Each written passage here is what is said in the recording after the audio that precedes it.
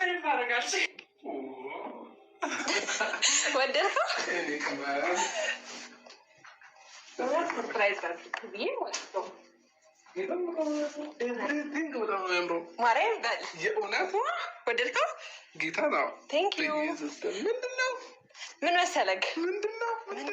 ምንድነው የተፈጠረው? ኧረ ጎበዝ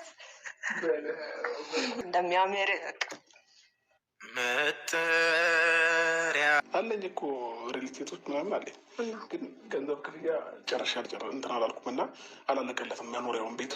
እኔም ወደ ራሴ መግባት አይቀር። ምን ነው አብርሽ እና ሄርሜላ በአዲስ ነገር ብቅ ብለው ዜና አምልጠውኝ ነበረ።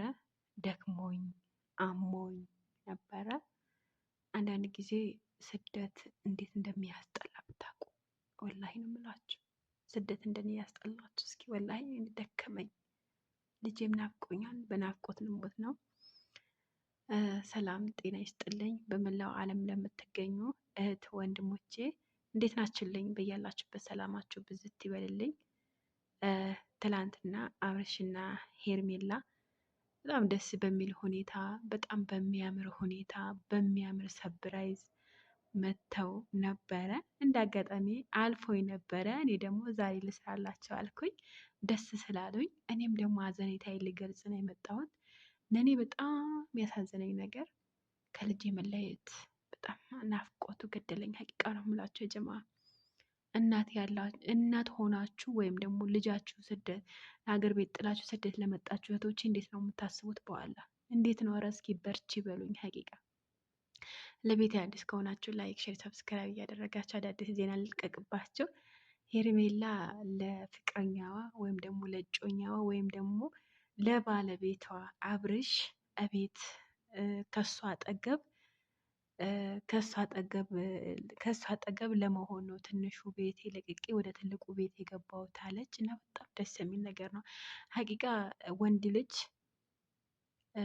የምታስብለት ሴት ነው የሚፈልገው፣ የምትወደው ሴት፣ የምትንከባከበው ሴት ነው የምትወደው። በነገራችን ላይ ሄርሜ እንደምታዳምጪ ተስፋ አደርጋለሁ። ይሄ እስኪ ላይክ ሼር እያደረጋችሁ ድረሱ አድርሱልኝ። ሀቂቃ ማለት ነው። በነገራችን ላይ እንደ እውነታ ልናገር፣ ባልሽን ጠበቅ አድርገሽ ያዢ። ከሰው ነው የወሰሽው፣ ግን አንቺ ጠበቅ አድርገሽ ያዢው። ባል መንከባከብ ማፍቀር ይወዳል። አታመናጭቂው፣ ውደጂው፣ አፍቅሪው። ሲከፋውም ሲደሰትም ሀቂቃ ነው የምላችሁ፣ በራሴ ያየሁት ነገር ነው። እኔ በደስታው ጊዜ አብሬው ልሆን፣ በሀዘኑ ጊዜ አብሬው ልሆን ነው ቃል የገባሁት የነበረ። ግን ያው ስደት ዓለም አለያየንና በአሁኑ ሰዓት ወላሂ በጣም እየከፋኝ ነው። እኔ ይሄ ለምን ከእናንተ እንደማወራ አላቅም፣ ለምን ለእናንተ እንደማወራላችሁ አላቅም። ወላሂ በጣም ከፍቶኛል። በጣም ልጄ ናፍቆኛል። ወላሂ አንዳንድ ጊዜ በጣም ነው የምደነግጠው።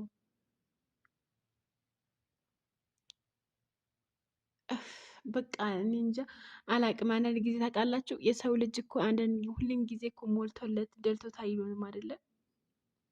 እና ውዶችዬ እስኪ ለብዙ ተደራሽ እንዲኖረው ያኔ ላይክ፣ ሼር፣ ሰብስክራይብ አድርጎኝ። በነገራችን ላይ በጣም የሚያሳዝን ህይወት አሳልፍ ያለው ከባድም አዘንም ደስታም። ግን ልጅ ጥላችሁ የምትመጡ እህቶቼ እንዴት ተቋቁማችሁት እየኖራችሁ ነው? እስኪ ይሄ ንገሩኝ። ሀቂቃ ነው የምላችሁ። እስኪ እንደናንተ ትዕግስት ሶብር እንዲሰጠኝ ዱአ አድርጉልኝ። በጣም ነው የምወዳችሁ። ላይክ ሼር አድርጉልኝ። ግን ተንዛዛሁባችሁ መሰለኝ።